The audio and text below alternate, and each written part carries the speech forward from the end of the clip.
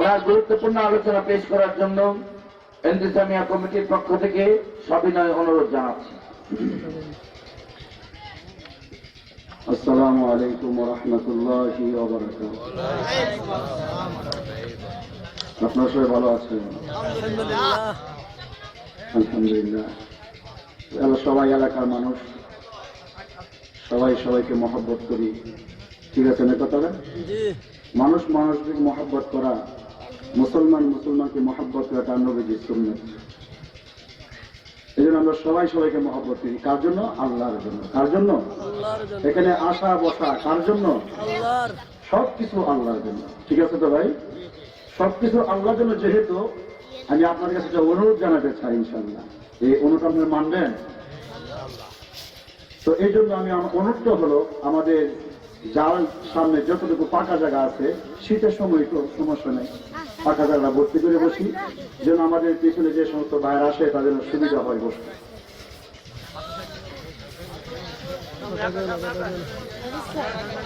إن الحمد لله نحمده ونستعينه ونستغفره ونؤمن به ونتوكل عليه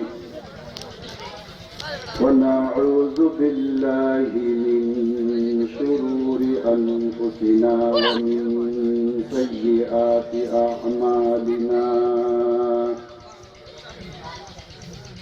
من يهده الله فلا مضل له ومن يضلله فلا هادي له وأشهد أن لا إله إلا الله وحده لا شريك له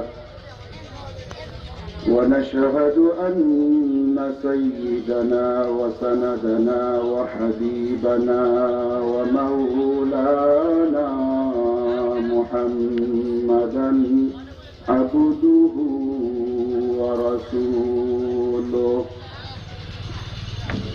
الذي أرسله بالحق بشيرا ونذيرا وداعيا إلى الله بإذنه وسراجا منيرا. أما بعد فأعوذ بالله من الشيطان الرجيم. بسم الله الرحمن الرحيم. ومن يطع الله والرسول فأولئك مع الذين أنعم الله عليهم فأولئك مع الذين أنعم الله عليهم من النبيين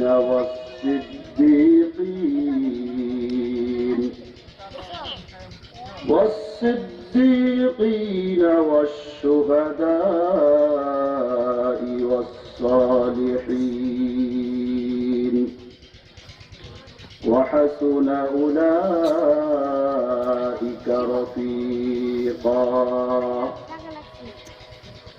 وقال إمام البخاري حدثنا المكي بن إبراهيم قال حدثنا يزيد بن أبي عبيد عن سلمة وابن الأكوى قال سمعت النبي صلى الله عليه وسلم يقول من يقل علي ما لم أقل فليتبوأ مقعده من النار. وقال رسول الله صلى الله عليه وسلم لا يقبل الله لصاحب بدعة لا صوما ولا صلاة ولا صدقة ولا حجا ولا عمرة ولا جهادا ولا عدلا ولا صرفا يخرج من الإسلام كما تخرج شعرة من العجين. رواه ابن ماجه أو كما قال عليه الصلاة والسلام. সকলে মনোযোগ সহকারে দরুদ ইব্রাহিম পড়ি। আল্লাহুম্মা সাল্লি আলা মুহাম্মাদ ওয়া আলা আলি মুহাম্মাদ কামা সাল্লাইতা আলা ইব্রাহিম ওয়া আলা আলি ইব্রাহিম ইন্নাকা হামিদুম মাজিদ। اللهم بارك على محمد وعلى آل محمد كما باركت على إبراهيم وعلى آل إبراهيم إنك حميد مجيد. بلغ العلا بكماله كشف الدجى بجماله حسنت جميع خصاله صلوا عليه.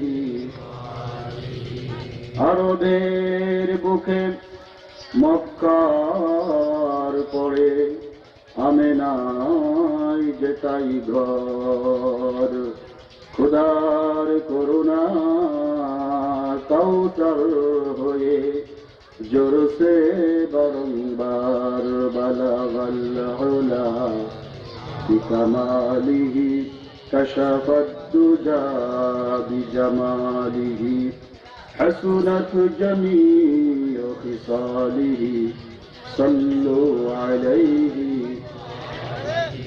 লা ইলাহা ইল্লাল্লাহ লা ইলাহা মুহাব্বতের সাথে জোরে সুরে লা ইলাহা ইল্লাল্লাহ লা ইলাহা ইল্লাল্লাহ লা ইলাহা ইল্লাল্লাহ লা ইলাহা ইল্লাল্লাহ মুহাম্মাদুর রাসূলুল্লাহ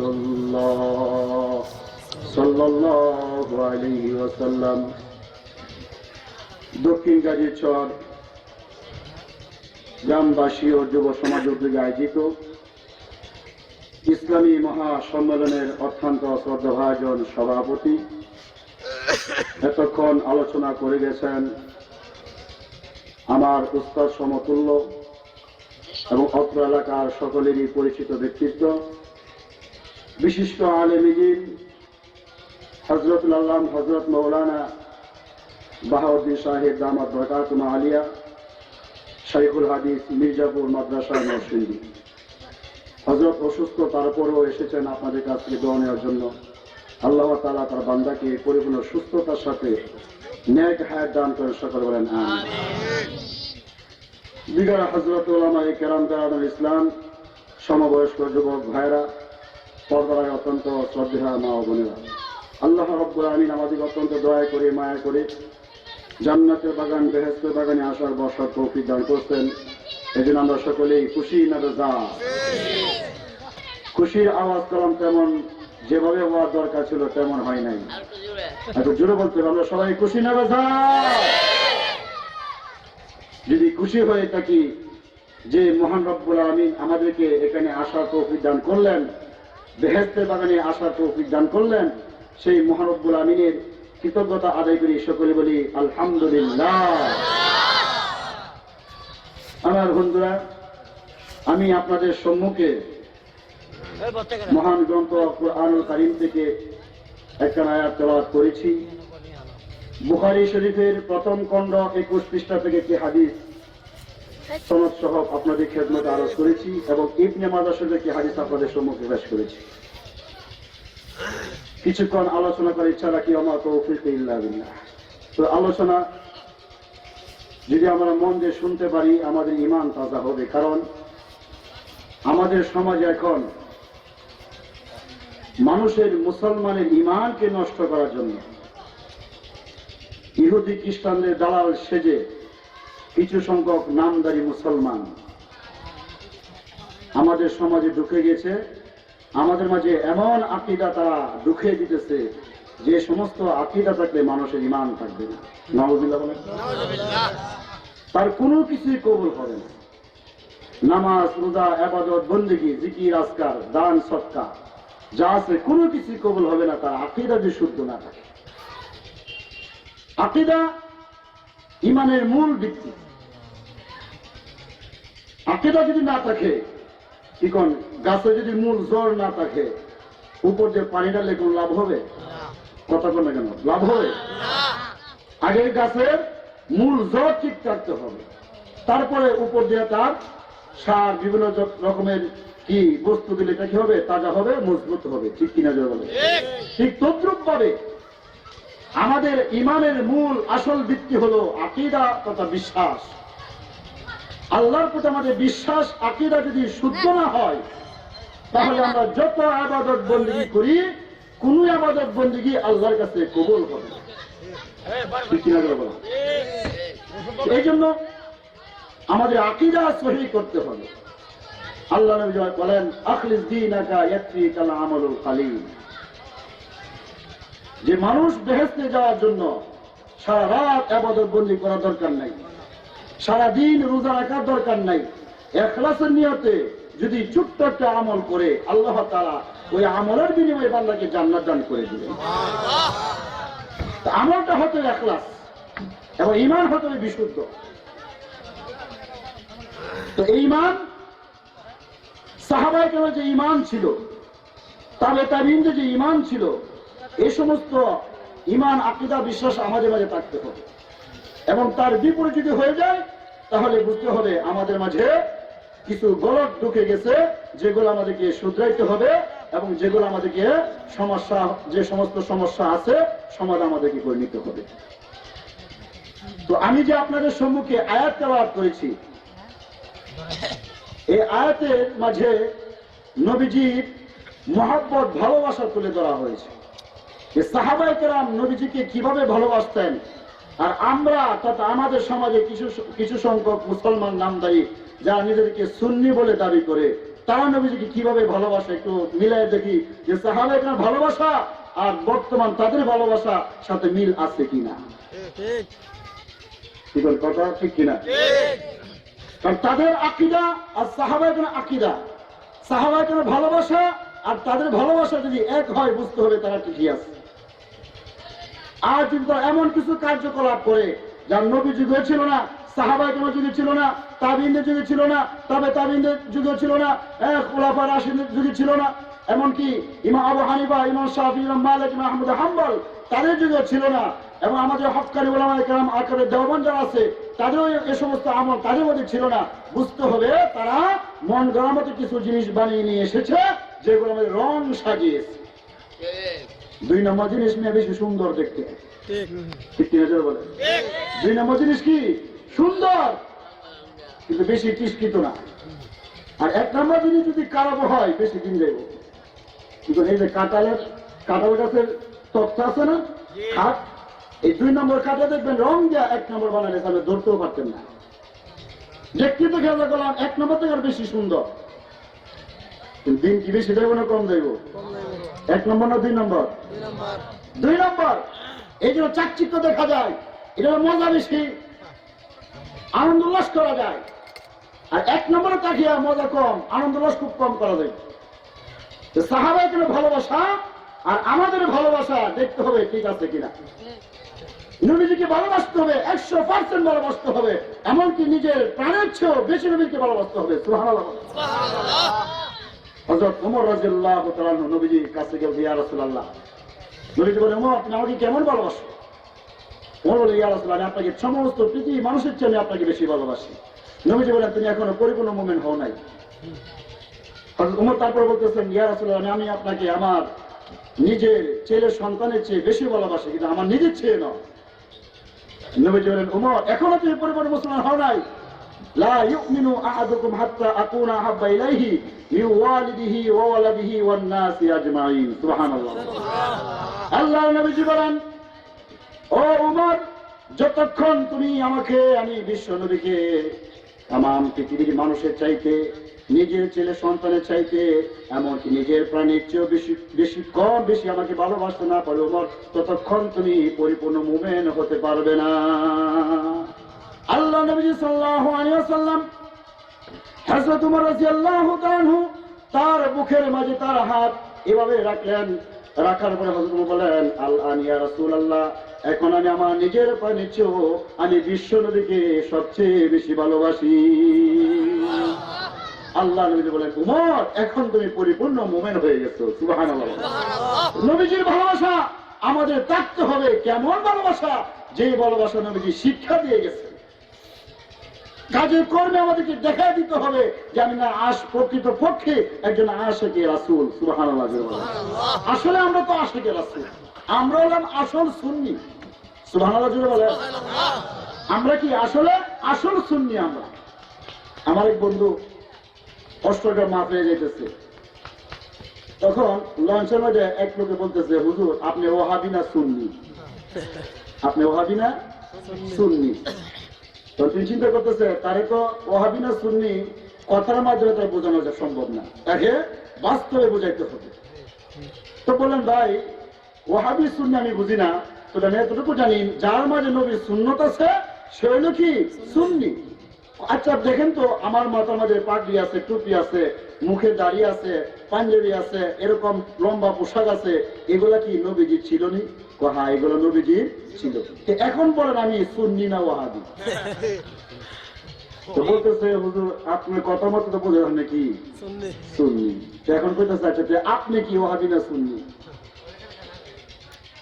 এখন আর মাথে না, বুঝছেন নি কথাটা?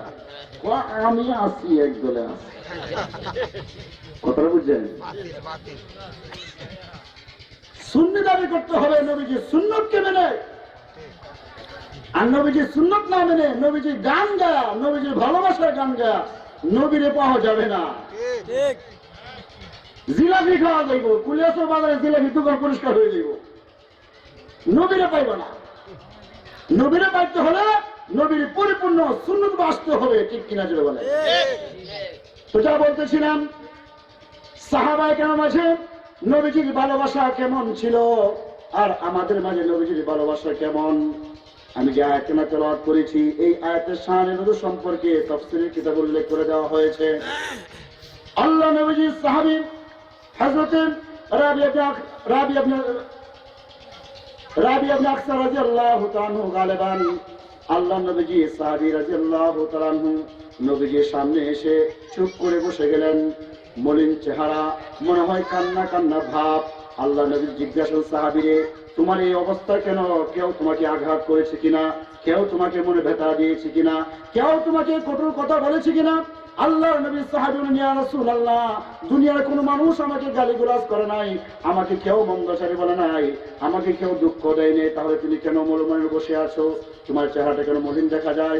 আল্লাহ নবী সাহাবী বলেন ইয়া রাসূলুল্লাহ, আমি যখন দুনিয়ার জমিনে যেখানে আমি তাকি কাজ কর্ম যাই কিছু করি না কেন, বাড়িতে থাকি, ঘাটে থাকি, যেখানে আমি থাকি, যখন আল্লাহর নবীজির কথা যখন স্মরণ হয়ে যায়, আপনার কথা যখন আমার স্মরণ হয়ে যায় ইয়া রাসূলুল্লাহ, তখন আমি সমস্ত দুনিয়ার কাজ কর্ম ফেলে এসে আপনার পবিত্র চেহারা দেখার সাথে সাথে আমার দুনিয়ার সমস্ত চিন্তা ভাবনা দূর হয়ে যায়। তাহলে সাহাবী তুমি কেন কাঁদো? তার কারণটা কি? সাহাবী বলেন ইয়া রাসূলুল্লাহ, আমি এই জন্য কাঁদি, দুনিয়ার জীবন ক্ষণিকের জন্য, এই দুনিয়াতে কেউ চিরদিন থাকবে না, এমনকি আপনিও থাকবেন না, ঠিক কিনা জোরে বলেন? আল্লাহ নবীজি আপনিও দুনিয়াতে চিরদিন থাকবেন না, আমরাও থাকবো না, তবে দুনিয়ার জীবনের পরে একটা মানুষের জন্য জান্নাত হতে পারে, জাহান্নাম হতে পারে। আল্লাহ তাআলা যদি আমাকে জান্নাত দান করেন, মেহেরবানি করে আল্লাহ তাআলা যদি আমাকে জান্নাত দান করেন, আর আপনি অবশ্যই জান্নাতে যাবেন, কোনো সন্দেহ নাই, বিন্দু করে সন্দেহ নাই। আর আল্লাহ তাআলা আপনাকে জান্নাতের মাঝে ভিআইপি স্থান দান করে দিবেন। সুবহানাল্লাহ বলেন।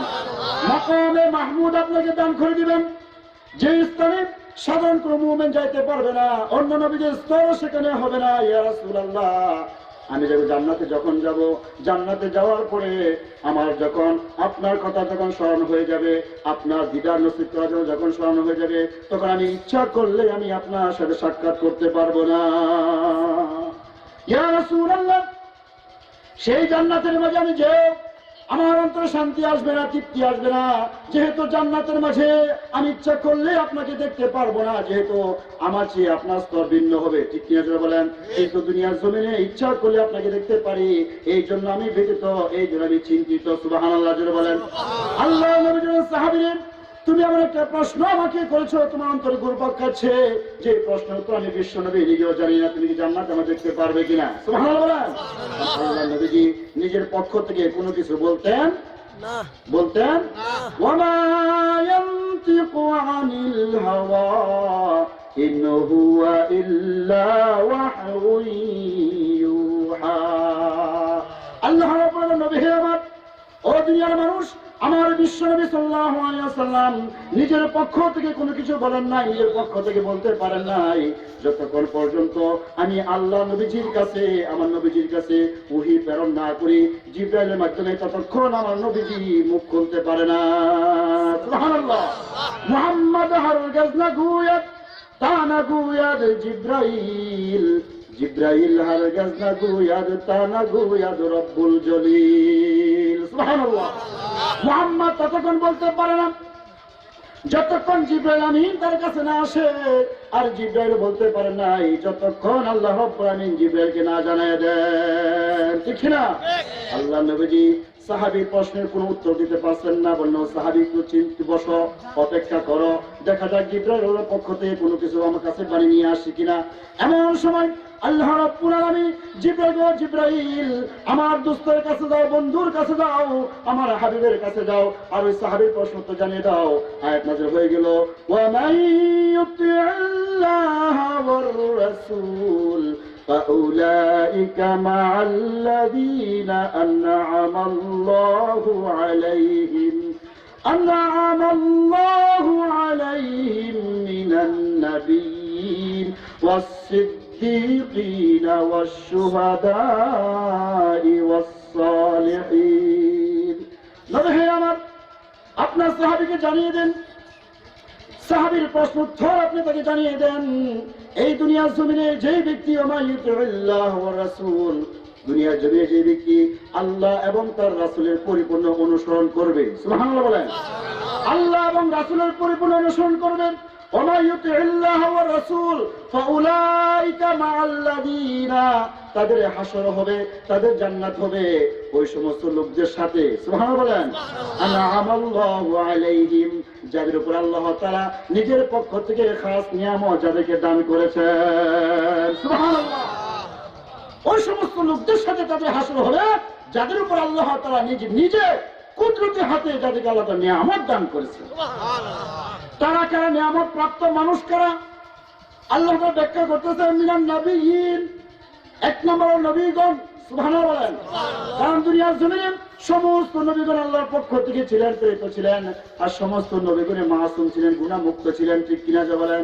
এক নম্বর মিনান নবিয়্যিন ওয়াস সিদ্দিকিন, দুই নম্বর সিদ্দিক যারা হবে, সত্যবাদী যারা হবে, ওয়াস শুহাদাই ওয়াস সালিহিন, তিন নম্বর হলো সালিহিন, যারা সুহাদা যারা হবে, যারা আল্লাহর রাস্তায় যারা শহীদ হয়েছে তাদেরকে সুহাদা বলা হয়। ওয়াস সালিহিন, দুনিয়ার জমিনে যারা আল্লাহকে ভয় করিয়া গোপনে এবং প্রকাশ্যে সর্বাবস্থায় যারা নেক কাজ করেছিল, ওই সমস্ত লোকদের সাথে তাদের হাসর হবে যারা আল্লাহ এবং রাসূলের পরিপূর্ণ অনুসরণ করে।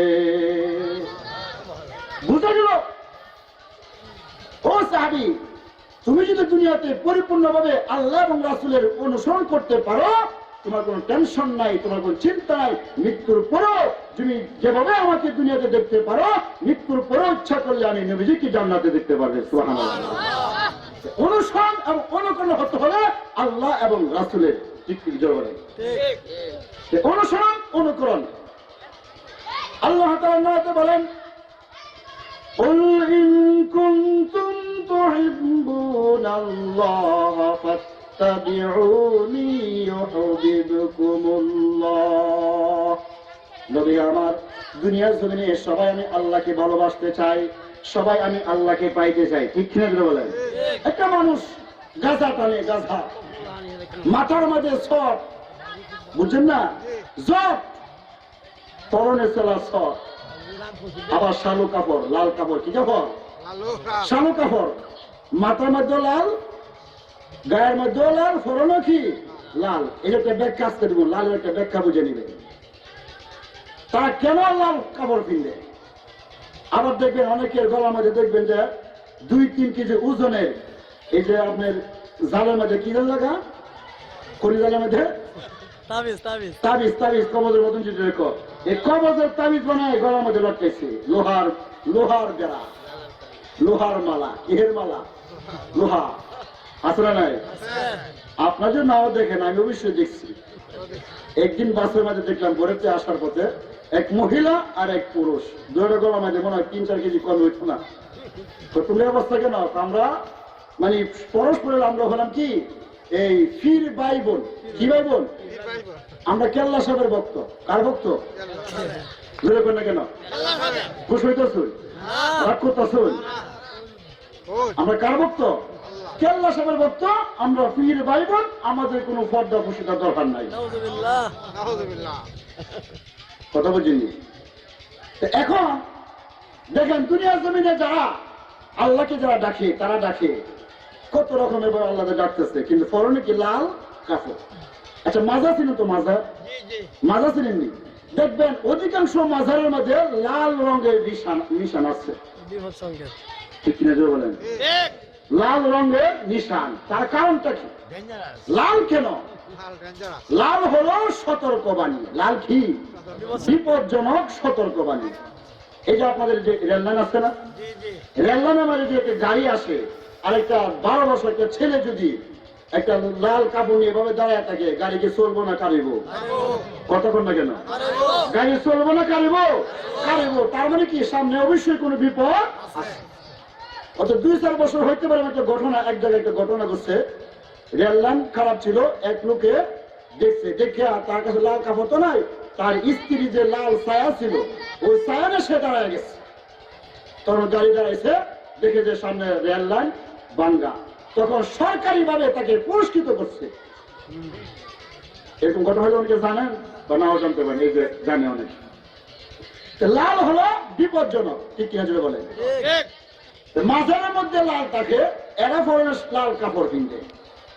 আরেকটা কথা কই, আপনার মনে বেদে মনে করেন না, এলাকা যেহেতু বলতে হয়, আমাদের মা বোনদের শরীর থেকেও মাসে একটা লাল ধরনের একটা রক্ত বাইর হয় কিনা?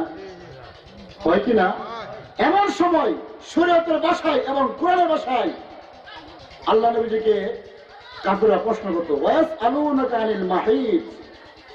কোরআনের আয়াত, নবী হে, আপনাকে কাফেররা, মাহিদ মানে হায়েজ, হায়েজ সম্পর্কে কাফেররা আপনাকে প্রশ্ন করবে যে হায়েজ সম্বন্ধে ইসলামের বিধান কি? তো নবী আপনি বলে দেন, কুল হুয়া আযা ফাতাজিলুন নিসা। এটা হলো গান্দিগি। এমন অবস্থায় তোমরা মহিলার থেকে দূরে থাকবা, তাদের সাথে তোমাদের মিলামেশা করবা না। ঠিক কিনা জোরে বলেন? শরীয়তের বিধান। লাল শুধু দুনিয়ার ক্ষেত্রে নয়, যেখানে আপনি জায়েজ ওই ক্ষেত্রে লাল জিনিস দেখে কি তার সাথে মিলামেশা করা যাবে না।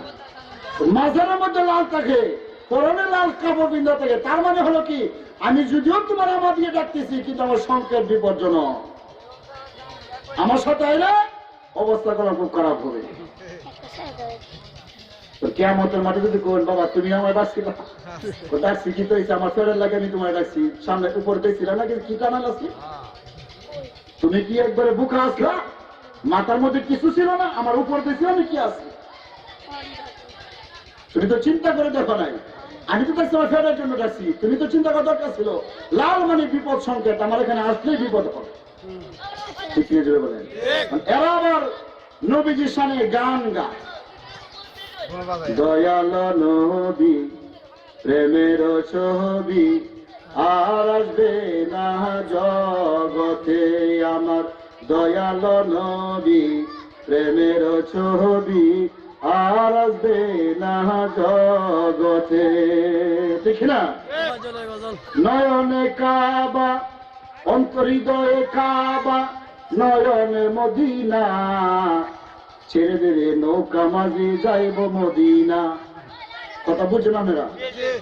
হৃদয়ে কাবা, কাবা কখনো হৃদয়ের মধ্যে, আর মদিনা কখনো কখনো চোখের মধ্যে মদিনা, আর হৃদয় কি কাবা। ও ছেড়ে দেবে নৌকা মাঝি যাইব মদিনা। তো খুঁজে মদিনা যাইব নাকি সোহ যাইত? কত বড় দুঃখ মুসলমানরা বুঝে না, এরা আবার নিজেদেরকে আশেকে রাসূল দাবি করে, জশ্ন জুলুসের মিছিল করে, মিলাদ কিয়াম করে, দোকানের সব মিষ্টিটা শেষ করে দেয়। এই জন্য কবি বলেন, রবিউল আউয়াল মাস আসলে গো নবীজি আমরা তোমার গুণগান গাই, রবিউল আউয়াল মাস গেলে গো নবীজি আমরা তোমায় ভুলে যাই, ঠিক না? মিলাদ করি, কিয়াম করি, জশ্নে জুলুসের মিছিল করি, নিশ্চয় পোলাও খাই, মিছিলকারীদের দিকে তাকাইলে একটা দাড়ির রেশ নাই, দাড়ি নাই, নবী সুন্নাত নাই, আশিকে রাসূল দাবি করে। আবার কি গান গাবেন?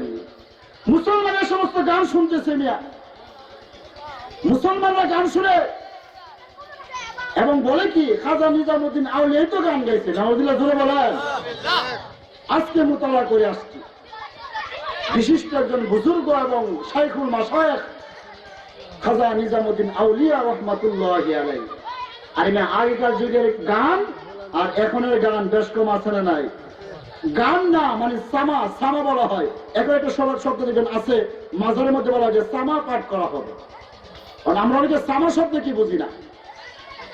সামা বুঝতে হবে, গান বুঝতে হবে। সামা বলা হয় এক ধরনের আওয়াজ, যে সামা হলো কবিতার মাধ্যমে, গজলের মাধ্যমে আল্লাহ এবং নবীজির এশকের গান, এশকের গজল যেটা বলা হয় এটাকে বলা হয় সামা। সামা কাকে বুঝছেন? আল্লাহ এবং নবীজির মহব্বতে যে গজল পেশ করা হয় তাকে বলা হয় কি সামা। এখানে বাদ্যযন্ত্রের কোনো রেশ নাই।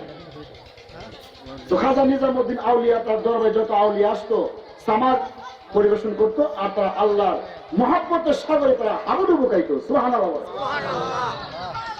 তখনকার যুগে বাদশা ছিল, বাদশার সবচেয়ে বড় প্রধান বিচারপতি ছিল মুফতি জিয়াউদ্দিন হাকিমি আস-সানামি রাহমাতুল্লাহি আলাইহি। তিনি ছিলেন যুগশ্রেষ্ঠ সবচেয়ে বড় মুফতি, আর খাজা নিজামুদ্দিন ছিল তখনকার যুগশ্রেষ্ঠ আল্লাহর ওলি। সুবহানাল্লাহ বলেন।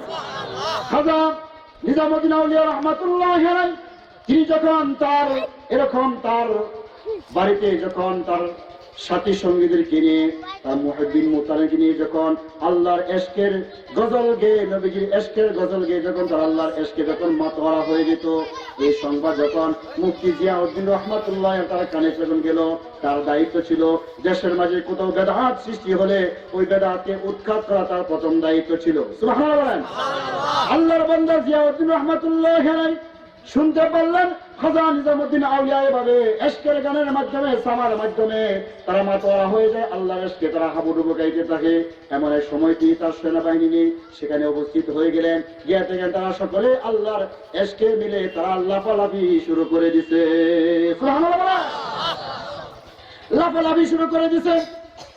এমন সময় মুফতি জিয়াউদ্দিন আস-সানামি রাহমাতুল্লাহি আলাইহি তিনি তাদেরকে কয়েকবার বাধা দিলেন, তাদেরকে বারণ করলেন, কিন্তু কেউ তাদের কথা শুনে না। এমন সময় আল্লাহর এশকে তারা পাগল করা ছিল, অনেকক্ষণ চিল্লালেন, কেউ তাদের কথা শুনে না। এক পর্যায়ে জিয়াউদ্দিন তার সৈনিকদেরকে বললেন যে উপরে যে পালটা আছে ওই পালের রশি কেটে দাও। পালের রশি কেটে দেওয়া হলো, তার উদ্দেশ্য হলো পালটা যখন তাদের উপরে যখন পড়বে তখন তাদের হুঁশ ভাঙবে, তখন তারা বন্ধ করে দিবে। দেখা গেল আল্লাহর কি কুদরত, আল্লাহর ইশকের কি খেলা দুনিয়াতে কেউ বুঝতে পারে না যারা এর মাঝে নাম মজেছে। এমন সময় পাল যখন কেটে দেওয়া হলো, পাল আকাশের মাঝে হেলতে দুলতে শুরু করে দিল, তাদের উপরে পাল পড়ে নাই। সুবহানাল্লাহ। মুফতি জিয়াউদ্দিন রহমাতুল্লাহ বুঝতে পারলেন তার সৈনিকদের কাছে তিনি লজ্জিত হয়ে যাবেন, এই জন্য বললেন এরা এখানে বেদাত কাজ করতেছে, চলো আমরা এখান থেকে চলে যাই। কিছুদিন পরের ঘটনা, জিয়াউদ্দিন রহমাতুল্লাহ যখন মুমূর্ষ অবস্থায় যখন তিনি আছেন, ইন্তেকাল করবেন, এমন সময় খাজা নিজামুদ্দিন আউলিয়া রহমাতুল্লাহ আলাইহি তার বাড়িতে গেলেন তাকে দেখার জন্য। বাড়ির পাশে দাঁড়াইয়া ভিতরে যাওয়ার অনুমতি চাইলেন। বলা হলো খাজা নিজামুদ্দিন এসেছে আপনাকে দেখার জন্য। আল্লামা জিয়াউদ্দিন রহমাতুল্লাহ তিনি বলেন ওই বেদাতকে আমার কাছে আসতে দিও না, সে বেদাত ইসলামে এসে বেদাত সে প্রতারণা সে জারি করেছে, তাকে আমার কাছে আসতে দিও না। এমন সময় খাজা নিজামুদ্দিন আউলিয়া বলে তাকে বলো ওই বেদাত এসেছে তার বেদাত কাজ থেকে তওবা করার জন্য। সুবহানাল্লাহ। এমন সময় জিয়াউদ্দিন রহমাতুল্লাহ তার খাদেমকে বলল মাথার পাগড়িটা খুলে দিল, আর বললো নাও এই পাগড়িটা খাজা নিজামুদ্দিনের চরণে বিছিয়ে দাও, আর তাকে বলো এই পাগড়ির উপরে হেঁটে যেন সে আমার কাছে সাক্ষাৎ করতে আসে। সুবহানাল্লাহ। এমন তাজিম তাকে করলেন। খাদেম যখন ওই পাগড়ি নিয়ে যখন বিছিয়ে দেওয়ার বললেন হুজুর আপনাকে বলেছে পাগড়ির উপর হেঁটে যাওয়ার জন্য, খাজা নিজামুদ্দিন আউলিয়া রহমাতুল্লাহ আলাইহি ওই পাগড়িটা হাতে নিলেন, মাথার নিমাজে তিনি বেঁধলেন, মুখে চুমুকাইলেন, বুকে লাগাইলেন, আর বললেন আমার মতন খাজা নিজামুদ্দিন সাহস নাই জিয়াউদ্দিন রহমাতুল্লাহর পাগড়ির উপর হেঁটে তার কাছে উপস্থিত হয়ে যাওয়া। এই যে একটা সানা মূলত তিনি করেন ভ্রান্ত পথে ছিলেন না, তখন আল্লাহর ইশকে তিনি ছিলেন। আর জিয়াউদ্দিন রহমাতুল্লাহ বলতেছেন এটা একটা বেদাত শুরু করে দিচ্ছে। উভয়জনের কথা ঠিক আছে। আরেকদিনের ঘটনা খাজা নিজামুদ্দিন আউলিয়া রহমাতুল্লাহ আলাইহি ইশকের মাতোয়ারা হয়ে ইশকের গজল শুনে মাতোয়ারা হয়ে তিনি একবার দাঁড়িয়ে গেলেন। যখন তিনি দাঁড়িয়ে গেলেন, খাজা নিজামুদ্দিন দাঁড়িয়ে গেলেন, জিয়াউদ্দিন রহমাতুল্লাহ আলাইহি তার কাপড় তাকে বসায় দিলেন, আবার দাঁড়ায় গেলেন, আবার বসায় দিলেন, আবার তৃতীয়বার যখন দাঁড়াইলেন তখন তিনি নিজেও দাঁড়াইয়া মাথা নত করে তিনি দাঁড়াইয়া লইলেন। সুবহানাল্লাহ। তার মুর্দা জিজ্ঞাসা করলো হুজুর কোনো কিছুই বুঝলাম না, যে জিনিসটা আপনি নিজে বারণ করেন এই জিনিসটা আজকে নিজে আপনি করলেন তার কারণটা কি? আল্লাহর বান্দা মুফতি জিয়াউদ্দিন আসসালামী রহমাতুল্লাহ বলেন ও আল্লাহর বান্দারা তোমরা জানো না এই খাজা নিজামুদ্দিন আউলিয়া যখন প্রথম দাঁড়াইলো তখন এশকে মাতোয়ারা হয়ে সে প্রথম আকাশ পর্যন্ত চলে গিয়েছিল। আমার প্রথম আকাশ পর্যন্ত আমার যোগ্যতা ছিল, এই জন্য আমি তাকে বসাইয়া দিলাম আর বললাম তোমার যে যোগ্যতা এই যোগ্যতা আমারও আছে। দ্বিতীয়বার যখন সে দাঁড়াইলো তখন দেখতে পারলাম সে সপ্তম আকাশে চলে গেছে, তখন আমি তাকে নিচে নামাই দিলাম, বললাম তোমার যে যোগ্যতা আছে আমার কাছে সেই যোগ্যতা আছে। কিন্তু তৃতীয়বার যখন সে দাঁড়াইলো তখন সে আল্লাহ তাআলার নূরে তাজাল্লির সামনে উপস্থিত হয়ে গেল। সুবহানাল্লাহ। তখন আমি চিন্তা করতে লাগলাম এখন যেহেতু সে আল্লাহ তাআলা নূরে তাজাল্লির সামনে উপস্থিত হয়ে গেছে, এই যোগ্যতা আমার নয়, আল্লাহ তাআলা নূরে তাজাল্লির সম্মানার্থে আমি দাঁড়িয়ে মাথাটা নত করে আমি ছিলাম। সুবহানাল্লাহ জোরে বলে। এই খাজা নিজামুদ্দিন আউলিয়াকে আছে কিছু সংখ্যক ভণ্ড মানুষেরা গান বানাইছে আর মুসলমানরা তার গান শুনে, ঠিক কিনা জোরে বলে। আমার ভাইরা কিয়ামতের মাঠে যদি আল্লাহ তাআলা ওই সমস্ত বান্দাদেরকে সামনে রেখে যদি আর ওই সমস্ত কমবক্তে বিচার করে তাদের কোনো উত্তর থাকবে নি, মুখের কোনো ভাষা থাকবে নি। খাজা নিজামুদ্দিন আউলিয়া যদি আজকে জীবিত থাকতেন, খাজা মঈনুদ্দিন চিশতি রহমাতুল্লাহ তাআলা যদি জীবিত থাকতেন তাহলে ওই সমস্ত ভণ্ডাদেরকে জুতা দিয়ে পিটাইয়া তাদের মাজার থেকে দূরে সরাইয়া দিতেন, ঠিক কি না? তাহলে বোঝা গেল তারা কত রকমের কুফরি কথা বলে, কত রকমের কুফরি কথা বলে। আমার বন্ধুরা যে কুফরি কথা মানুষ যদি বিশ্বাস করে তার ঈমান থাকবে না। কি বলে জানেননি? আরে দল বাবা কেবলার কাবা আয়নার কারিগর, ঠিক কি না বলেন? আরে দল বাবা কেবলার কাবা আয়নার কারিগর, আয়না বসাইয়া দাও না কলবের ভিতর বাবারে। আসলে নাই কথা বলে গেল কি শিরিক কথা দেখেন। দয়াল বাবা কেবলার কাবা, এর বাবা বলে আর কেবলার কাবা, বাবা মানে আর কেবলা। মুসলমানের কেবলা কই? মুসলমান কেবলা কোথায়? পশ্চিম দিকে মক্কাতুল মুকাররমা। ঠিক কিনা জোরে বলেন? আমরা কোন দিকে ফিরে নামাজ পড়ি? পশ্চিম দিকে, কেবলা দিকে ফিরে নামাজ পড়ি। আর এক বাবারে কেবলা বানাইছে, আর কইতেছে দয়াল বাবা কেবলা কাবা আয়নার কারিগর। আয়না মানে কি? অন্তর পরিষ্কার করতো। আয়না বসায় দাও আমার কলবের ভিতর। আবার ঠান বসে টুং টুং আর টুং টুং বেলা বাজছে। একটা কথা কই আমি, আরে দয়াল বাবা বন্ড বাবা লাগে আমার ডর, দয়াল বাবা বন্ড বাবা লাগে আমার ডর, ফেরেশতারা গুরু জমার বহু কবরের ভিতর বাবারে, ফেরেশতারা গুরু জমার বহু কবরের ভিতর। ঠিক না? আমার বাবা আমার গুণী, আরে মুচ্চা বাবা লই না পানি। ঠিক না? অধিকাংশ দেখবেন যারা মাঝারে দৌড়াদৌড়ি করে শরীর থেকে কুত্তা বসা গন্ধ বাইরে মেয়া, মদ গাঁজা হিরণকা লাল পানি টানে, শরীর থেকে মনে হয় কয়েক যুগ ধরে গোসল করে না। কথা কন না কেন? কথা কি আসা না মিশা? সত্য কথা। আসা না মিশা? দেখবেন যখন মুরিদের বাড়ি তাইব তাই মসজিদে যাইতো না, পুরুষদের সামনে যাইতো না, তাই নাকি পর্দার মাঝে বইব, বেটে নিলে আসন জমাইব। আমাদের একটা অবশ্যই নাই। আমার শ্বশুর বাড়িতে কালকে বসাত, কালকে বসার খুব আনাগোনা বেশি। এই সমস্ত বন্ডা ফিরে আনাগোনা খুব বেশি কালকে বসা। আমার শ্বশুর বাড়ির কথা বলতেছি, আমরা এলাকার কথা বলতেছি না। তুমি আমাদেরকে বেঁচে থাকতে হবে কিনা কি কেউ বলেন? আমার বাবা এমন গুণী, আরে মুত্তা বাবা লাই না পানি, কালি করে টানা টানি ফর্দার ভিতর, ফেরেশতারা গুরু জমার বহু কবরের ভিতর বাবারে, ফেরেশতারা গুরু জমার বহু কবরের ভিতর। ঠিক না? আমার বাবা গানের রাজা, আমার বাবা গানের রাজা, আর লাল পানি সর্দার। লাল পানি বুঝেননি? লাল পানি বুঝেন? লাল পানি বুঝেন না? আরে মদ। বাবা আমার গানের রাজা, লাল পানি সর্দার। দেখবেন যত মাজার মুজার আছে, যেখানে মাজার মুজার আছে দেখুন মদ টানতেছে, মদ। আবার সিনেমি করবি, আরে আমার বাবার আছে গাঞ্জার কলকি, এক টানেতে পাইবে স্বস্তি, দুই টানেতে রাজা বাসা, তিন টানে সব পার। নাউজুবিল্লাহ বলেন? দুই টানেতে রাজা বাসা, তিন টানে সব পার, এক টানে লো পাইবে স্বস্তি, দুই টানে রাজা বাসা, তিনটা টান দিবেন দুনিয়া আখেরা সব পথ পরিষ্কার। নাউজুবিল্লাহ। এই সমস্ত গাঞ্জা কলকি টানে আর নবী সালের মহব্বতের দাবি করে আমি আশেকে রাসূল। এরা কি আশেকে রাসূল নাকি আশেকে জিলাপি না নবীজির দুশমন? আমার বন্ধুরা, তাদের মহব্বত আর সাহাবায়ে কেরামের মহব্বত কেমন একটা দৃষ্টান্ত দেখাই। লাইলি মজনুর নাম আপনারা শুনছেননি? শুনছেন লাইলি মজনুর নাম? লাইলি মজনু, মজনু লাইলিরা একবার পাগল পাড়া ছিল, পাগল পাড়া ছিল। কেমন পাগল ছিল বুঝতে পারবেন। একদিন একটা মজনু একটা কুকুরের পায়ে ধরে সে চুমু খাইতেছে, মানুষের মধ্যে তুই নাদানো হয়ে গেলে, তুই বেকুব হয়ে গেলে, একটা কুকুরের পায়ে তুই চুমা খাইতেছি, তুই এত নাদান কিভাবে হয়ে গেলে? মানুষ কত বেকুব হলে একটা কুকুরের পায়ে চুমা খাইতে পারে? ঠিক কিনা জোরে বলেন? মজনু বলে আমাকে দীক্ষা দিও না, আমাকে তিরস্কার করিও না, আমি মূলত কুকুরের পায়ে আমি চুমু দেই নাই, কারণ এই কুকুরটা আমার প্রেমিকা, আমি যাকে ভালোবাসি ওই মজনুর বাড়ি থেকে এসেছে, হতে পারে তার পাটা এমন জায়গার মধ্যে পড়েছে যে জায়গার মধ্যে আমার মজনু আমার লাইলির পা পড়েছে। মূলত আমি তার পায়ে চুমা খাই না, আমি আমার লাইলির পায়ে চুমা খাইতেছি।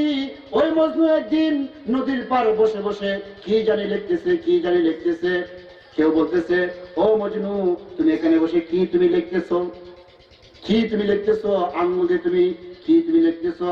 কবি বলেন, গুফতে আই মজনু সাইদা চিস্তে ই নি নবিসো নামে বাহারে কিস্তে ই। ও মজনু তুমি কি লিখতেছো, কার নাম তুমি লিখতেছো? মজনু বলে, গুফতে মশকে নামে লাইলা মিকুনাম गुप्ते मुश्के नाम लाइला मी कुनाम खातिरे खुदरा तसल्लीमी देहाम खातिरे खुदरा तसल्लीमी देहाम। ও আমার বন্ধুরা, আমাকে তিরস্কার করিও না, আমাকে ধিক্কার করিও না। আমি আমার প্রেমিক, আমার মাসুক, আমার প্রেমিকা মাসুকার নাম আমি লিখতেছি, আমার অন্তরকে সান্ত্বনা দিতেছি, যেহেতু আমি তাকে পাইব না। নামটা লিখে লিখে আমার অন্তরকে ক্ষণিকের জন্য সান্ত্বনা দিতেছি। ওই যুগের বাদশা যখন লাইলি মজদুর এমন প্রেম প্রীতি কাহিনী যখন সে শুনলো, তখন লাইলিকে দেখাইলো, ও লাইলি দেখি তোর চেহারাটা কেমন, তোর সুরতটা কেমন, যার জন্য মজদুর তো পাগল হয়ে গেল। দিনে কি দিন, রাতে কি রাত, সে খাই না ঘুমাই না, সর্বক্ষণ শুধু লাইলি লাইলি জপে, দেখি তোর চেহারাটা কেমন। বাদশার সামনে যখন গেল, বাদশা লাইলিকে দেখে লাইলি হতেছে রাত্র কি অন্ধকার না ফর্সা? রাত্র কেমন থাকে? রাত্র অন্ধকার থাকে। লাইলি খুব তদ্রুপ রাত্রের মতন কালো ছিল। বাচ্চা বলে, লাইলি তুই এমন কালো কালা, তোর জন্য মুজদা তো পাগল কেন? এবার লাইলি বলে, দিদারে মজনু আগার তেরা বুদে দর্দ আলম দেখো তোর বুদে তোরা, দর্দ আলম দেখো তোর বুদে তোরা। ওম বাদশা, তুমি তো তোমার চক্ষু দ্বারা আমি লাইলিকে দেখছো, বাস্তবে যে তুমি যদি মজনুর চক্ষু দিয়ে আমাকে দেখতে, এই বাদশাহী ছাড়িয়া আমি লাইলির জন্য পাগল হয়ে যেতে। ওই মজনু যখন শুনলাম, ওই লাইলি যখন শুনলাম মজনু তার জন্য পাগল করা হয়ে গেছে, দিনের কি দিন সে খায় না, রাতে কি রাত সে ঘুমায় না, এভাবে খাইতে না খাইতে এভাবে জীর্ণ শীর্ণ হয়ে যাচ্ছে। মজনু তখন তার খাদেমকে বলে, ও খাদেম, শুনতে পারলাম, লাইলি খাদেমকে বলে, ও খাদেম, শুনতে পারলাম মজনুকে আমার জন্য পাগল হয়ে গেছে, এই নাও এক গ্লাস দুধ দিলাম, মজনুর কাছে দিয়ে আসো, যে কোন রকম কায়সে নিজের জীবনটা বাঁচায় রাখো। ঠিক কি বলেন? এই সময় একজন বাটপার মজনু, দুই নম্বরের মজনু বেকার যুবক, সে কোনো কাজকর্ম পায় না। লাইলির কথা সে শুনলো, মনে মনে চিন্তা করতে লাগলো, কাজকর্ম করতে পারি না, খাওয়া দাওয়ার কোনো ব্যবস্থা নাই, তবে ক্ষণিকের জন্য যদি লাইলির জন্য পাগল হতে পারি, কমপক্ষে এক গ্লাস দুধ পান করে আমি জীবনটা বাঁচাইতে পারবো, ঠিক না? এই মজনু কি করছে, কিছুক্ষণ দূরে গিয়ে রাস্তার আড়ে একটা সেলার সব করে লাইলি লাইলি লাইলি জপা শুরু করছে। খাদেম বেচারা গিয়ে দেখায়, মজদুরি রাস্তার পাশে লাইলি লাইলি জপতেছে। ও তোমার নাম নেই মজনু? কো আমার নাম মজনু। এই নাও লাইলি, তোমার হাদিয়া দিছে। লইছে চুপ, একটানে শেষ দিছে। খাদেম লই আইসে বলছে, দেখা দেখা যায় না, চট করে গেছে। খাদেম গিয়া লাইলির কাছে বললো যে মজনুর দুধ দিয়েছি। লাইলি জিজ্ঞাসা করলো, মজনু কি আমার কথা কোনো কিছু জিজ্ঞাসা করছে? না, তোমার কথা কোন জিজ্ঞাসা করে নাই। তখন লাইলি চিন্তা পেরেশান হয়ে গেল, কি রে মজনু আমার জন্য এত পাগল, আমার কথা জিজ্ঞাসা করলো না, একটু চিন্তা হয়ে গেল। আবার সে পাঠালো, আবার একই অবস্থা। কয়েকদিন পরে যখন মজনুর লাইলি যখন অন্তর সন্দেহ সৃষ্টি হয়ে গেল, চিন্তা করতে লাগলো, পরীক্ষা করতে হবে সে কি এক নম্বরের মজনু না দুই নম্বরের মজনু, পরীক্ষা করতে হবে। এই জন্য একটা পাত্র মেলে একটা ছুরি দিলেন। খাদেমকে বলতেছে, আমার মজনুকে বলবে তুমি যে লাইলির জন্য এত পাগল হয়ে গেছো, লাইলি মুমূর্ষ অবস্থায় আছে, বিভিন্ন রকমের রোগ তাকে আক্রমণ করেছে, চিকিৎসকরা বলেছে তার একমাত্র চিকিৎসা হলো মজনুর শরীরে রক্ত ব্যতীত লাইলি চিকিৎসা হবে না। খাদেম যখন এবার যাচ্ছেন, পাত্রনে ওই মজনু লাইলি লাইলি জপতেছে, মনে মনে আশা আকাঙ্ক্ষা করতেছে, দুধ আসতেছে, খাইবো, পান করবো। এমন সময় খাদেম গিয়ে বলে, ও মজনু তুমি নাকি মজনু হওয়ানি? তো মজনু। তুমি লাইলির এত পাগল, আমি এত পাগল। যেহেতু তুমি পাগল, যে লাইলির জন্য পাগল, লাইলি অসুস্থ হয়ে গেছে, মুমূর্ষ অবস্থায় আছে, চিকিৎসকরা বলেছে লাইলির একমাত্র চিকিৎসা হলো মজনু শরীরের রক্ত। লাইলি এই চুরি দিয়েছে, এক ফোঁটা রক্ত দিলে লাইলি চিকিৎসা হবে। এবার সে দুই নম্বর মজনু বলে, দুকা বাটপার মজনু বলে, ওরে খাদেম তুই এত খুব নাদান, আমি তো এক নম্বরের লাইলির মজনু নয়, আমি মজনু, আমি দুই নম্বরের মজনু, আমি রক্ত দেওয়ার মজনু নয়, আমি হচ্ছি খাওয়ার মজনু। ওই যে যা জঙ্গলে যা, সামনে গিয়ে দেখ জঙ্গলের মাঝে এক নম্বরের মজনু সে বসে আছে, লাইলি লাইলি জপতেছে। কাজেন তো ফেরত যাইতে পারে না, যেহেতু তার হুকুম হলো রক্ত নিয়ে যাইতে হবে, ঠিক কিনা যেন বলেন। জঙ্গলে গিয়ে দেখে আসলে মজনু জীর্ণ শীর্ণ হয়ে গেছে, শরীরে চামড়া হাড্ডির সাথে মিশে গেছে, শরীরে বিন্দু পরিমাণ তার শরীরে রক্ত নাই। যখন সে মজনু যখন ডাক দিল, ডাক দেওয়ার সাথে সাথে তুমি কে? বলে আমি লাইলির পক্ষ থেকে কাজে এসেছি। লাইলির নাম শোনা মাত্রই মজনু এমন তার শরীরে শক্তি আসে গেল, বললো কেন তুমি এসেছো, কিসের জন্য এসেছো? তুমি যেই লাইলির জন্য পাগল পাড়া হয়ে গেছো, ওই লাইলি এখন নিমুষ অবস্থায় আছে। চিকিৎসকরা বলেছে তোমার শরীরে রক্ত ছাড়া লাইলির চিকিৎসা হবে না। এই লাইলি চুরি দিল আর পাত্র দিল রক্ত দেওয়ার জন্য। এবার মজনু বলে, ও খাদেম, আমার লাইলি অসুস্থ, লাইলি রক্ত চেয়েছে। কোহা রক্ত চেয়েছে? লাইলি আমার শরীরের কোন অংশ রক্ত চেয়েছে? হাতের রক্ত চেয়েছে, না মাথার রক্ত চেয়েছে, না চেহারা রক্ত চেয়েছে, না বুকের রক্ত চেয়েছে, নাকি পায়ের রক্ত চেয়েছে? জানা নাই। এই জন্য মজনু চুরি নিয়ে সমস্ত শরীরের মধ্যে ফুসাইতে থাকে, বিন্দু পরিমাণ তার শরীর থেকে রক্ত বাইর হয় নাই। তারা ছিল আশিকে মজনুর আলামত, আশিকে লাইলির আলামত।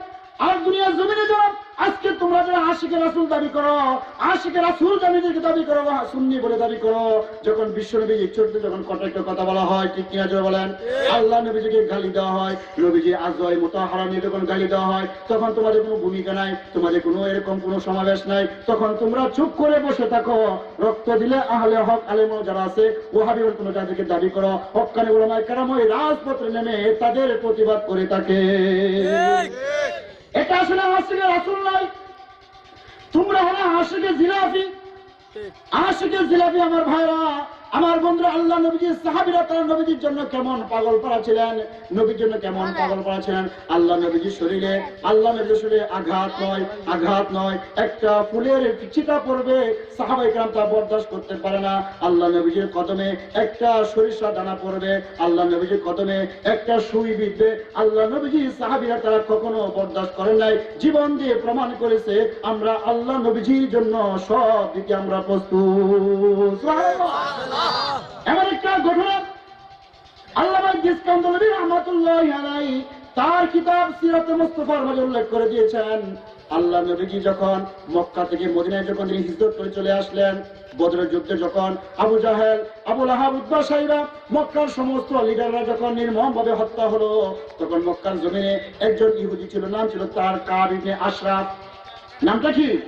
কাব ইবনে আশরাফ। সে ছিল প্রখ্যাত ইহুদি, মুসলমানদের গুরু শত্রু, আল্লাহ নবীজির শত্রু। সে বিভিন্ন কবিতা আবৃত্তির মাধ্যমে মুসলমানের কুৎসা বর্ণনা করত, বিশ্ব নবীজি কুৎসা বর্ণনা করত। আল্লাহ নবীজি তিনি শুনতেন, তার কোনো প্রতিবাদ করতেন না। সাহাবায়ে কেরাম, ইয়া রাসূলুল্লাহ, ইয়া হাবিবাল্লাহ, আমাদেরকে অনুমতি দেন, ওই কাব ইবনে আশরাফের মাথাটা দেহ থেকে আলাদা করে বিশ্ব নবীজির কদমে আমরা উপস্থিত করে দেই। সুবহানাল্লাহ। আমাদের সহ্য হচ্ছে না ইয়া রাসূলুল্লাহ। এই কাব ইবনে আশরাফ মুসলমানদেরকে গালি দেয়, বিশ্ব নবীকে গালি দেয়, আল্লাহকে গালি দেয়, আমাদের সহ্য হচ্ছে না, আমাদের অনুমতি দেন, আমরা তার মাথাটা দেহ থেকে আলাদা করে দিই। আল্লাহ নবীজি বলেন, থামো থামো, এখনো সময় হয় নাই, সময় আসলে আমি তোমাদেরকে অনুমতি দিই। আমার বন্ধুরা, ওই কাব ইবনে আশরাফ যখন জানতে পারলাম বদরের যুদ্ধে আবু জাহেল, উতবা, সাইবা, বড় বড় মক্কার লিডাররা যখন মুসলমান হাতে নির্মমভাবে যখন নিহত হলো, তখন কাব ইবনে আশরাফ বলে, আজ থেকে জমিনের পৃষ্ঠ থেকে জমিনের ভূপৃষ্ঠ দণ্ড হয়ে গেল। নাউজুবিল্লাহ বলেন।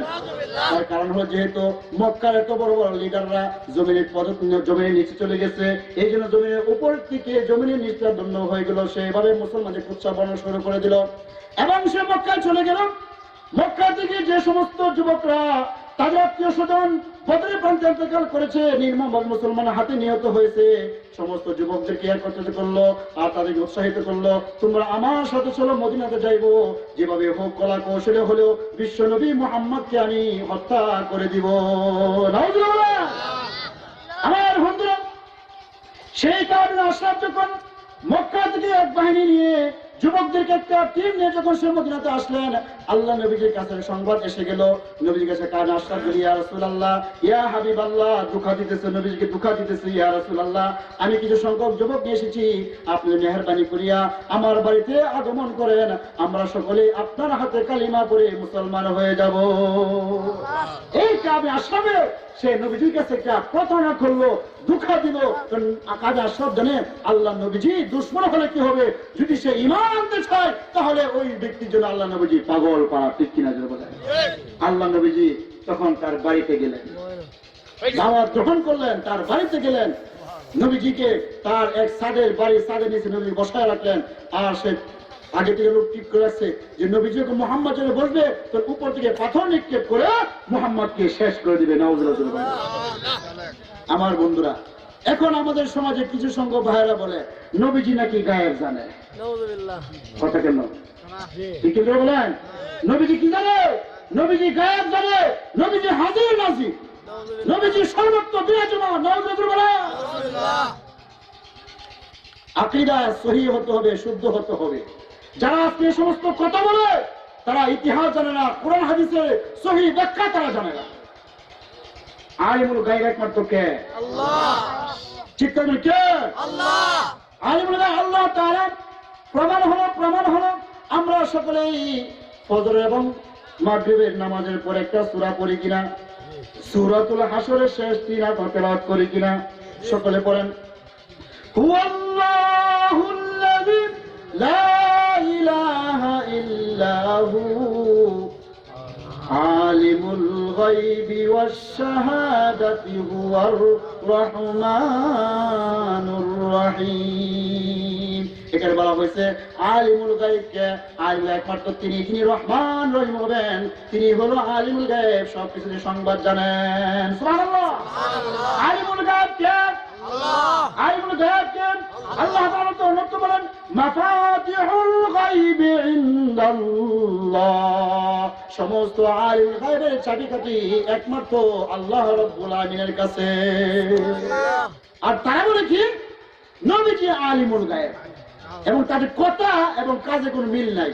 প্রমাণ হলো আমি নিকনেকটা মাহফিলে গেছিলাম, অবশ্য মাহফিলটা তাদের মাহফিল হয়, কিন্তু আমি আমার মতে আলোচনা করছি, দেখা গেছে আমার আলোচনা করে একটা মানুষ তো নাই। আমরা যে ভাইয়ের নবী সুন্নত সম্মান করতে পারবো এরা সদা কবে যেত না। তো এ বসে বলতেছে যে আমরা সর্বপ্রথম নবীর সামনে দরুদ পড়ি, আসসালাতু ওয়াসসালামু আলাইকা ইয়া রাসূলুল্লাহ কইয়া নবীর এনে উপস্থিত করছে। কি করছে? নবীর এনে উপস্থিত দরুদ পড়তেছে। নবীর দরুদ পড়ো নবীজি, ও মুমিন ভাই বসিয়া, মুদের দরুদ শুনেন নবীজি রওজা পাখে শুইয়া। এর কথার কাজে মিল আছে না?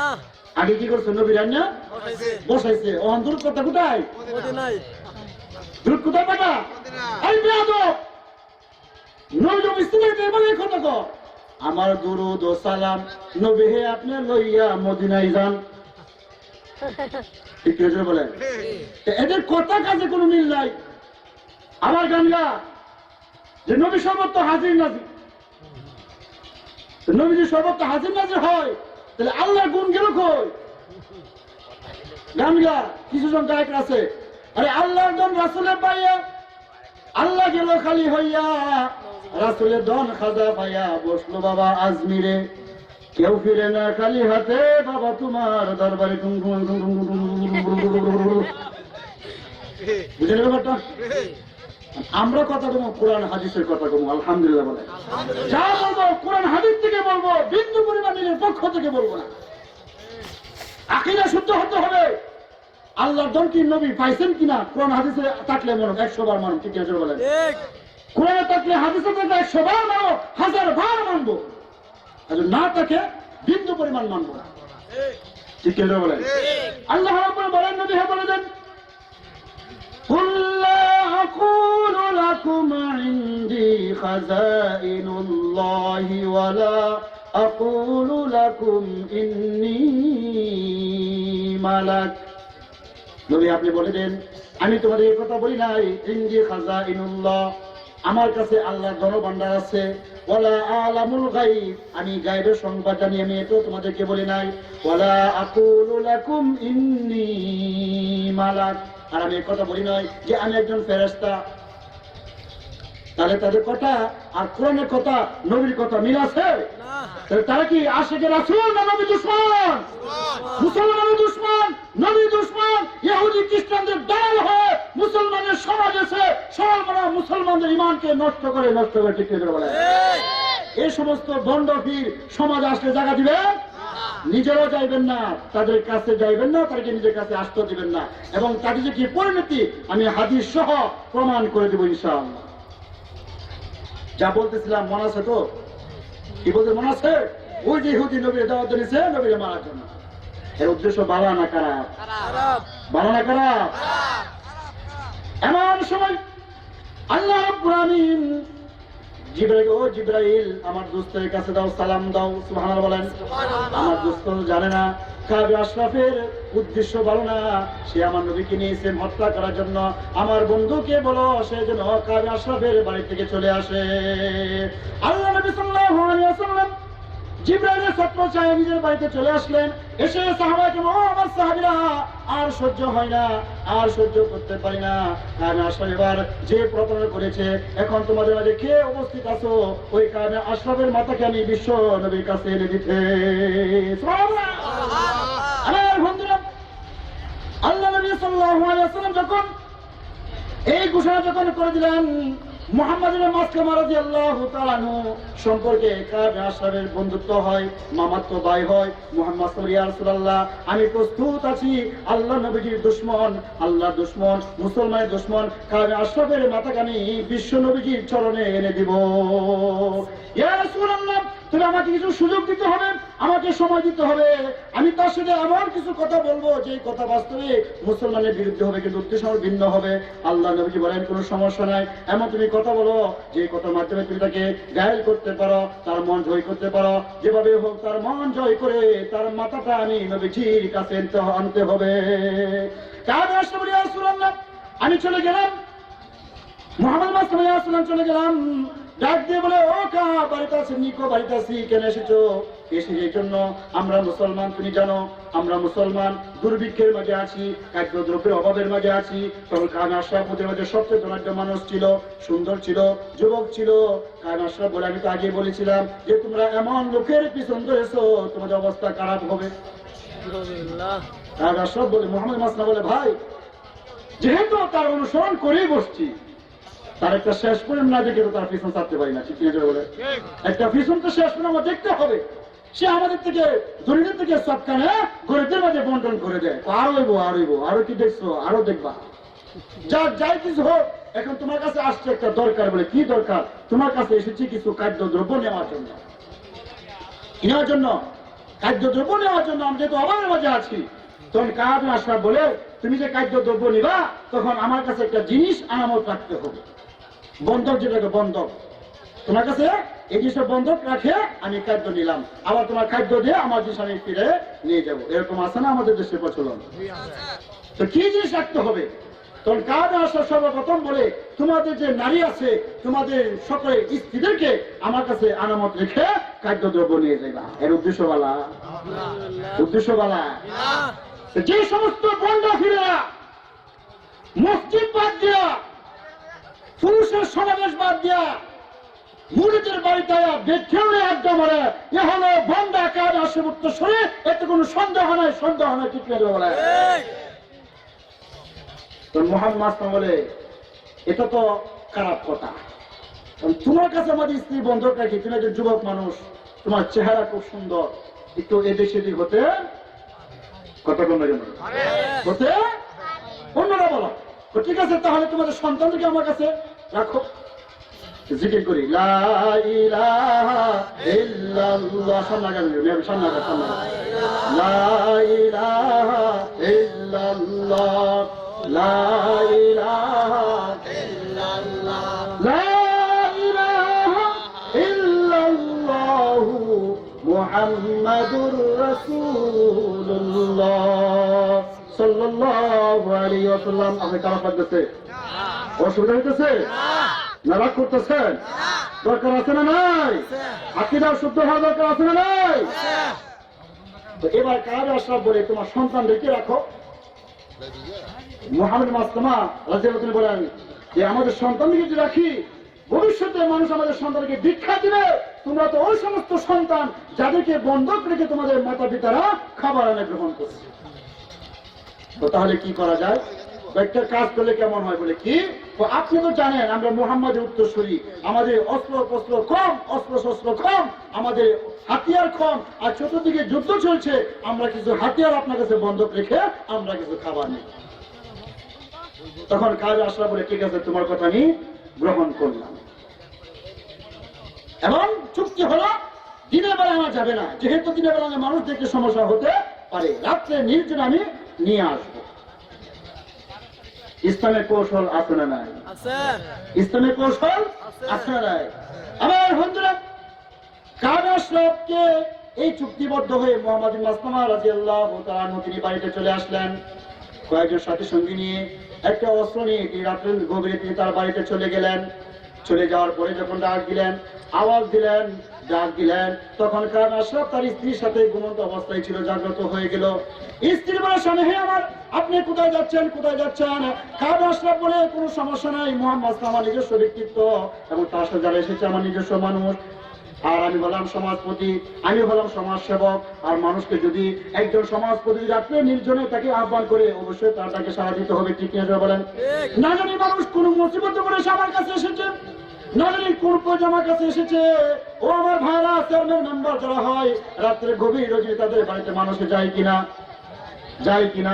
আমার বন্ধুরা, কাব আশরাফ তখন বলতেছে কোনো সমস্যা নাই। তার স্ত্রীর সামনে, হে আমার, আপনি যান না, আমি যে আওয়াজ শুনতে পারছি ওই আওয়াজ থেকে রক্তের গান আসতেছে। স্ত্রী বুঝে লাগছে কতটুকু চোখ না ছিল। যাক আলহামদুলিল্লাহ, হুজুর এসে গেছে, সামনে আমি বাড়তে রাজি না। আল্লাহ তৌফিক দান, আমি একটা মানুষ হই, যে কোনো সময় দেখা হবে ইনশাআল্লাহ, সামনে আলোচনা করবো। যে হাদিসটা বলেছে সেই হাদিসটা করতে পারলাম না, শুধু হাদিসের অর্থটা বলে দিচ্ছি যে যারা বেদাত, সাহেবে বেদাত যারা হবে, তাদের কোনো কিছু আল্লাহর কাছে কবুল হবে না। সিয়াসিত্তা 6টা হাদিসের কিতাব আছে, কয়টা কিতাব? বুখারী শরীফ, মুসলিম শরীফ, তিরমিজি শরীফ, আবু দাউদ শরীফ, নাসাই শরীফ, ইবনে মাজাহ শরীফ। কয়টা কিতাব হলো? ইবনে মাজাহ শরীফ কয় নম্বর কিতাব? 6 নম্বর কিতাব। কয় নম্বর কিতাব? 6 নম্বর কিতাবের 6 নম্বর পৃষ্ঠায় আল্লাহ নবী যে হাদিস বলেছেন যে সাহেবে বেদাত যারা হবে, লা ইয়াকবালুল্লাহু লিসাহিবি বিদআতিন, সাহেবে বেদাত যারা হবে আল্লাহ তাদের কোনো কিছু কবুল করবেন না। লা সাওমান ওয়ালা সালাতান, তাদের নামাজ, রোজা, সদকা, হজ, উমরা, জিহাদ, তাদের দান সদকা কোনো কিছু কবুল করবেন না। ইয়াখরুজুল ঈমান কামা তাখরুজু শাআরাতু মিনাল আজীব, তাদের অন্তর থেকে এমন ভাবে ঈমান বাইর হয়ে যাবে যেমন আপনার আটার ভিতরে, আটার খামিরার ভিতরে যদি একটা কি থাকে, একটা চুল থাকে, ওই চুলটা বাহির করলে খামিরা কোনো সমস্যা হবে না? কোনো সমস্যা হবে? চুল বাহির করে যেমন সমস্যা হবে না, ঠিক তদ্রুপে আল্লাহ নবীজি বলেন যারা সাহাবে বেদাত যারা হবে, যারা এমন কাজকর্ম করবে যা নবীজির যুগে ছিল না, সাহাবাদের যুগে ছিল না, তাবেঈদের যুগে ছিল না, হক্কানি উলামায়ে মাশায়েখের যুগে ছিল না, যারা এই সমস্ত কাজ করবে তাদের ঈমান থেকে এমন, তাদের দেহ থেকে ঈমান এমন বাইরে হয়ে যাবে যেমন আটার খামিরা থেকে চুল বাইর হয়ে যায়। আমার ভাইরা, আল্লাহ তাআলা আমাদের সবাইকে এই সমস্ত বেদাত কার্যকলাপ থেকে আমাদেরকে সহিহ বুঝ দান করে সকলেন আমিন। ওয়া আখিরু দাওয়ানা আলহামদুলিল্লাহি রাব্বিল আলামিন। আসসালামু আলাইকুম ওয়া রাহমাতুল্লাহি ওয়া বারাকাতুহু।